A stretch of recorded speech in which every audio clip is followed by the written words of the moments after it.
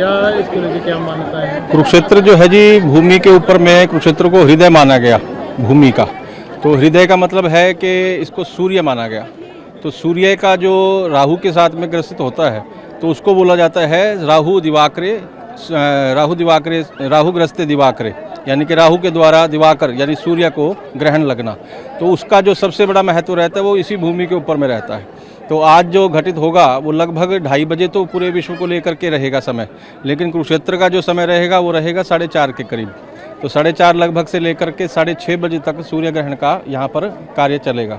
तो उस दौरान में यहाँ पर लगभग जो अभी शंका बनी हुई है श्रद्धालुओं को लेकर के 4 से 5 लाख के करीब श्रद्धालु आ सकते हैं, क्योंकि त्योहारों का कार्य रहा। और ये भी संख्या इसलिए रहेगी क्योंकि कोरोना काल के बाद में कोई जो बड़ा उत्सव आया है कुरुक्षेत्र में वो अब आया है, तो इसलिए संख्या बढ़ भी सकती है इसमें, क्यों अतिशयोक्ति नहीं होगी, क्योंकि दिवाली तो लोगों ने कल मना ली।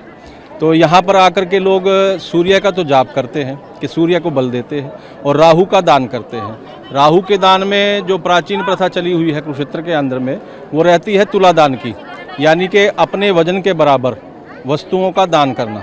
जो पहले राजा महाराजे हुआ करते थे, जैसे नाभाग के राजा, पटियाला के राजा और हिमाचल के राजा की प्रथा रहती थी, राजस्थान की रहती थी, तो वो लोग राजा यहाँ पर आकर के कई बार उन्होंने अपनी रानियों का भी दान किया।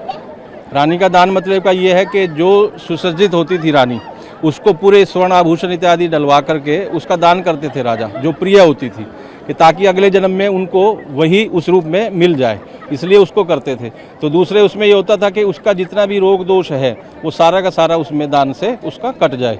तो तब से तुला दान की प्रथा रहती है। दूसरे लोग यहाँ पर सूर्य को बल देने के लिए आदित्य हृदय स्तोत्र का लोग जाप करते हैं, सूर्य का पाठ करते हैं। तो जो यहाँ पर कुरुक्षेत्र की भूमि है ये धर्म क्षेत्र कहलाती है।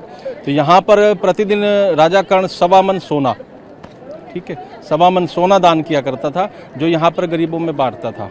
तो इसी प्रकार से यहाँ पर जब उसका दान का महत्व बढ़ा तो धर्म क्षेत्र होने की वजह से 13 दिन लगातार 13 गुना दान वृद्धि हो जाती है। यहाँ पर यहाँ का पुण्य क्षय नहीं होता, पुण्य बढ़ता चला जाता 13 दिन। उसी प्रकार से यहाँ किया गया पाप कर्म वो भी 13 गुना बढ़ जाता है। तो शास्त्रों में उल्लेख है कि गंगा में जो पाप करता है उसके पाप जाकर के बद्रीनाथ में, काशी में खत्म हो जाते हैं। काशी के किए गए पाप बद्रीनाथ में जाकर विमुक्त हो जाते हैं, और बद्रीनाथ के किए गए पाप जो करता है प्राणी वो आकर के कुरुक्षेत्र में उनको समाप्त कर लेता है, मोक्ष पा लेता है उनसे। लेकिन कुरुक्षेत्र की भूमि ऐसी है कि यहाँ किया गया पाप भी 13 दिनों तक 13 गुना बढ़ता है, तो वो वज्र के समान हो जाता है, तो वो कहीं पर भी उसका पिंडा नहीं छोड़ता।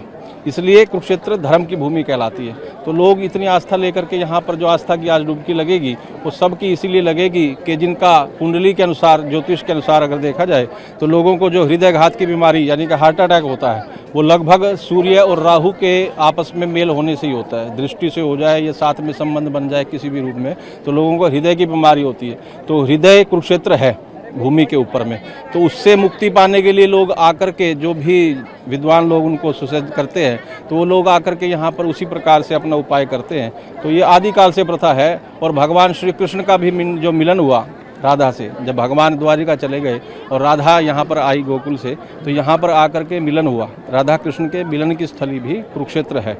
तो यहाँ पर आकर के भगवान का मिलन हुआ सूर्य ग्रहण के अवसर पर। इसका भी उल्लेख भागवत में मिलता है।